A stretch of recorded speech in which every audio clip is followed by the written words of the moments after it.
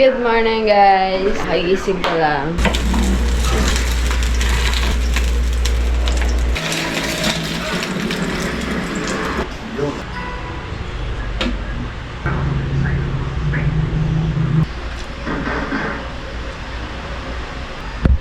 Yun yung gusto ko, masabaw-sabaw pa, oh. Hop.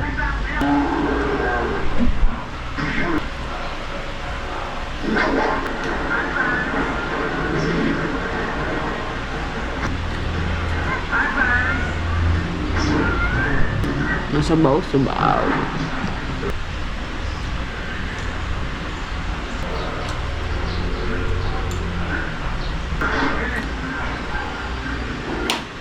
So, ayun guys, tapos na kami kabitan ng wifi sa wakas! Finally! So, magla-lunch muna kami dahil alas 12 na. So, binigyan ko na lang sina Kuya ng chow fan.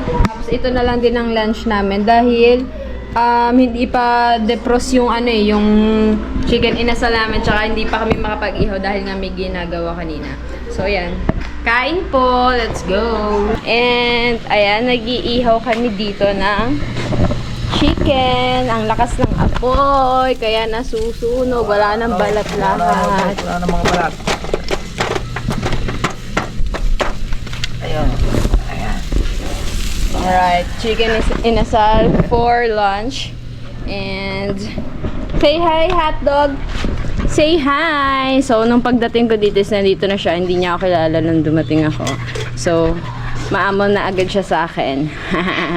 Ang bait-bait mo ng hotdog na yun. Ang bait-bait mo ng hotdog na yun. Nagsiselos yung isa ko kaso doon sa dulo. Ang gaslo kasi no, kaya hindi ko pinapakawalan.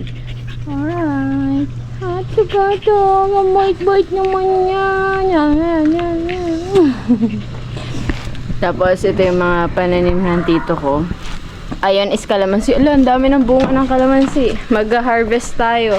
Mga pabulok na yung iba. Uy, mag-harvest tayo mamaya. So, gugupitin natin yung... Dati kasi nag-hydroponics ako ng lettuce. So, may mga konting alam din ako sa paghahalaman. So, itong kalamansi na to, yan o, napakataas na. Kailangan nating gupitin yung mga dahon niya sa ilalim dahil hindi siya essential. Yung mga nutrients is napupunta sa mga dahon, ang patubo naman ng kalamansi is sa taas. So, tatagalin natin lahat ng dahon mamaya sa ilalim, sa bandang ilalim para mapupunta lahat ng nutrients niya doon sa bunga lang talaga. Ang daming bunga ng kamatis. Oh. Ay, kamatis, kalamansi. Dati may tanim din kami ng kamatis dyan. So, wala na, namatay na. So, try natin ulit magtanim nun dahil ang mahal ng kamatis ngayon. Alright.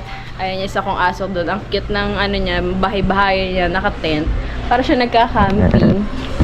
Diba? Galing. Ang laki ng kalamansi. Sunog na. Wala nang balat. Sunog na lahat ng balat. So, 4 yan. 3 lang kami. So, may isang extra. Tapos, gumawa ko kahapon ng yelo. Pinagbenta ng tito ko ngayon. So, gagawa tayo. Tapos, magpapaprint tayo na ice for sale sa labas. Habang nandito ako. Alright, let's eat. So, yun guys. Merienda tayo. Jollibee. Ay, nakasarado. Tapos, Pwede mag-picture. Pwede na mag-picture. alright. Yan, pinsa kong pangit. Pangit mo eh.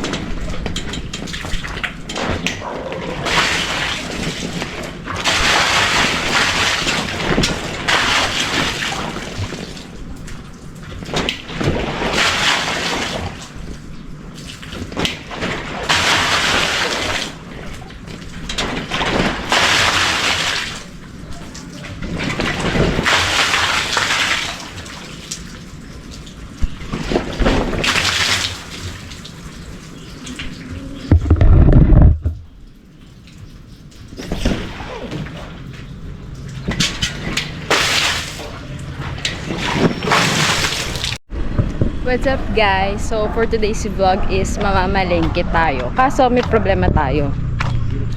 Sirado yung tulay dito sa labas ng gate namin. May tulay kasi doon so hindi makadaan yung mga tricycle. So kahapon pa kami hindi makalabas. So ay ngayon wala na kami pagkain kaya kailangan ko talaga mamalengke. So tignan natin kung makakadaan. Naglalakad dala ako. Kung may masasakay ng tricycle, edi magta-tricycle. Let's go.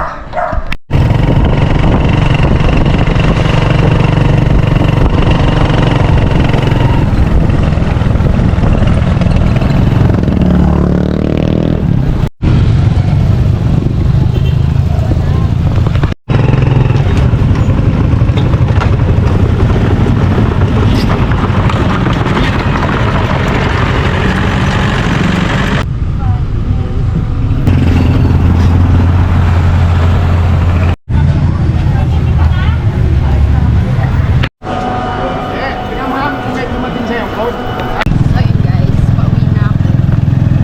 And hindi na ako nakapag-vlog dahil napakadami kong bitbit. Ayan o. Ang bigat-bigat pa. So, ito yung gulay.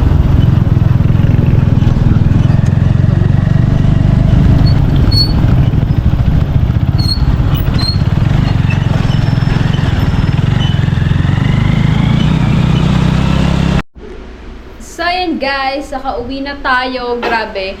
Yung huli kong vlog, yung huli kong video is papunta pa lang na sa tricycle, sobrang traffic. So, hindi na ako nakauwi na ulit ako. Hindi na ako nakapag-vlog dahil sobrang dami kong bitbit. Ang bibigat niyan. Tapos ito pang bigas. So, ayun lang. Hindi ako lumabas kahapon. Dapat kahapon ako mamamalengke. Kaso sabi ng pinsan ko hindi daw nakakadaan doon sa tulay dahil sira. Pagdaan ko kanina okay naman. So baka yung konting part lang gumuho na sa tulay mo. So ayan, kahapon pa ako itlog hotdog ang ulam. Tapos nakakadaan naman pala sa sasakyan. So ayan, napamalengke na rin sa wakas makakatikim na ulit ng totoong pagkain. Hotdog.